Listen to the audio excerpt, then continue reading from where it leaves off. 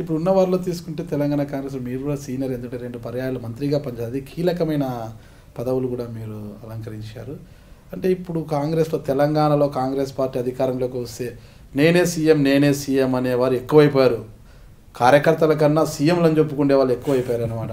అంటే రేపొద్దున మీరు కూడా 2019 ఎన్నికల్లో బరిలో ఉండి గెలిస్తే మీరు కూడా సీఎం బరిలో ఉన్నారా, రేస్లో ఉన్నారా? అలా చెప్పుకున్న వాళ్ళు చాలా ఎవరు అంటే మీరు ఎవరిని ఉద్దేశించి అంటున్నారు కానీ అట్లా ఎవరు చెప్పుకోరండి, మీరే అట్లా పుట్టిస్తూ ఉంటారు.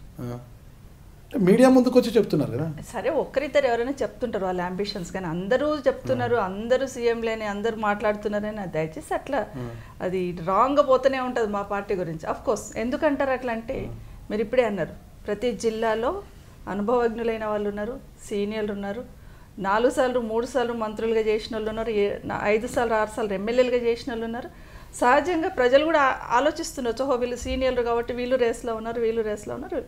ఆఫ్ కోర్స్ ఏదైనా ఉంటే ఇంటర్నల్గా మా పైన ఒక అధిష్టానం ఉంది, మా అధ్యక్షులు ఉంటారు, ఇక్కడ పీసీసీ అధ్యక్షులు ఉంటారు, సిఎల్పి లీడర్ ఉంటారు, ఏదన్నా సమిష్టిగా అక్కడ నిర్ణయం తీసుకుంటాను తప్పిస్తే మేము ముఖ్యమంత్రి అని పరిగెత్తాల్సిన ఉత్తమ్ కుమార్ రెడ్డి గారు నేనే సీఎం అంటారు, జానారెడ్డి గారు అంటారు, కోమటిరెడ్డి గారు అంటారు, అందరూ మీడియా ముందుకు వచ్చి తెలంగాణ అంటూ ఎప్పుడు అనలేదండి. ఉత్తమ్ కుమార్ రెడ్డి గారు, జానారెడ్డి గారు ఎప్పుడు అనలేదు.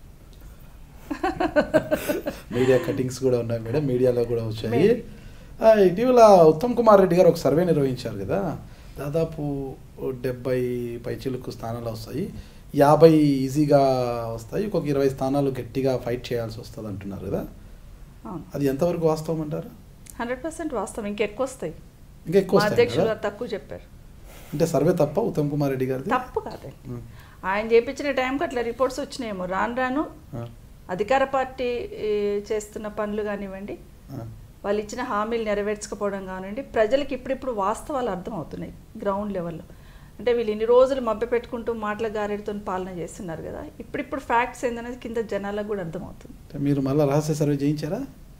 అవసరం లేదండి, మా అధ్యక్షులు చేయించున్నారు. నేను అనేది ఏంటంటే మా అధ్యక్షులు చెప్పిన దానికన్నా ఇంకెక్కువ వచ్చినా ఆశ్చర్యపోక్కర్లేదు. అదే అధ్యక్షులు చెప్పిన దానికన్నా ఎక్కువ వస్తాయి అంటున్నారు, అంటే రహస్య సర్వే ఏమైనా చేయించారా?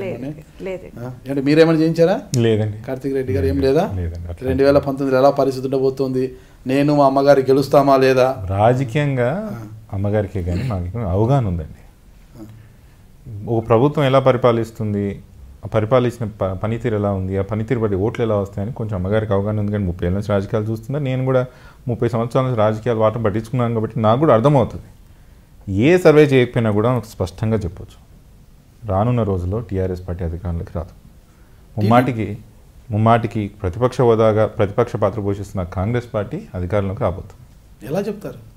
మీరు చెప్తున్నాం కదండి, మీరు ఒకసారి ఆలోచించండి. తెలంగాణ ఇచ్చిన రోజే మీరు అధికారంలోకి రాలేకపోయారు.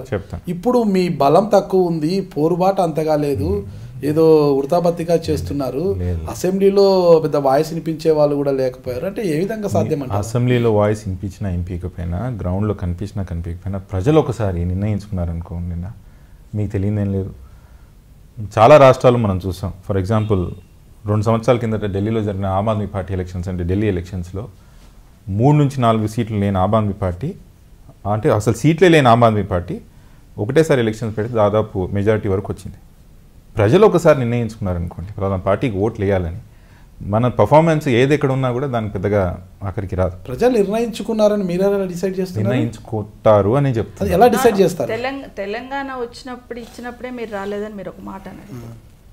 తెలంగాణ ఇచ్చున్నాం అనేది కాంగ్రెస్ పార్టీ అనేది ఇప్పుడైనా అందరూ యాక్సెప్ట్ చేస్తుంటే సంతోషం. ప్రజల కింది వరకు కూడా వెళ్ళింది. దాన్ని మీరు బలంగా తీసుకెళ్ళలేదు కదా 2014 ఎన్నికల్లో. తీసుకోకపోవడం కాదు, ప్రజలకు తెలియలేదని అనుకోకండి. అప్పటికైనా కాంగ్రెస్ పార్టీ లేకపోతే తెలంగాణ వచ్చేది కాదని ప్రతి తెలంగాణ బిడ్డకు తెలుసు. కేసీఆర్ కూడా ఒప్పుకున్నాడు. అంటే పూర్తి స్థాయిలో అది అంటే క్షేత్రస్థాయిలోకి మీరు తీసుకెళ్ళలేకపోయారు, ఆ వైఫల్యమే కదా ఇక్కడ. మొన్న జరిగిన ఎన్నికల్లో అంటే కేసీఆర్ గారు ఇచ్చిన హామీలు, అసాధ్యమైన హామీలన్నీ ఇచ్చేసి, ఒకటి అయితే 10 సంవత్సరాలు మేము రూలింగ్లో ఉన్నాం.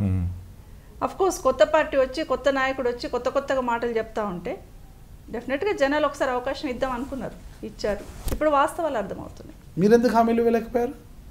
మేము ఇచ్చిన హామీలు చెప్తున్నారు. హామీలు ఇవ్వలేకపోవడం కాదు, హామీలు ఇవ్వడం అంటే మరీ అంత నేల విడిచి సాము చేసే రకం కాంగ్రెస్ పార్టీ కాదు. ఏదైనా ఇస్తుందంటే దానికి కట్టుబడి ఉంటాం. ఈరోజు ₹1,00,000 అప్పులు మాఫీ చేస్తా అన్నాడు. ప్రతి దళిత బిడ్డకి 3 ఎకరాల భూమి ఇస్తా అన్నాడు. అది అసాధ్యమని మాకు తెలుసు. 3 ఎకరాల భూమి ఎక్కడి నుండి ఇస్తామని అడుగుతున్నాం. ఇప్పుడు అడుగుతున్నాం అదే. ఇప్పుడు మాట మలిపేసి ఎక్కడ భూమి ఉంటే అక్కడ కొనిస్తా అంటున్నాడు. ఆ రోజు ఎన్నికలప్పుడు ఏం చెప్పాడు? 1 ఎకరం ఉన్నోడికి 3 ఎకరాలు చేస్తాను, 2 ఎకరాలు ఉన్నోడికి 3 ఎకరాలు చేస్తాను, అస్సలు లేని వాడికి 3 ఎకరాలు ఇస్తాను, ఇంటికి ఒక ప్రభుత్వ ఉద్యోగం ఇస్తాను, ఈ చాలా మాటలు చెప్పాడు. న్యాచురల్గా అవన్నీ నమ్మారు ప్రజలు. ఓకే, నేను వస్తే ఇంకా బాగా ఇస్తాడేమో, ఆంధ్రాలందరినీ పక్కకు పంపించేసి మొత్తం అది తీసుకొచ్చి మాకు ఇస్తాడేమో అని అనుకున్నారేమో ప్రజలు. మేబీ నేను అనుకోవడం. ఇవన్నీ కూడా డెఫినెట్గా ఇప్పుడిప్పుడు అర్థమవుతుంది. నమస్కారం అండి, నేను మీ సవిత ఇంద్రారెడ్డిని. నమస్కారం అండి, నేను కార్తిక్ రెడ్డి. నాది మరియు మా అమ్మగారిది ఇంటర్వ్యూ మీరు iDreamsలో తప్పకుండా చూడండి.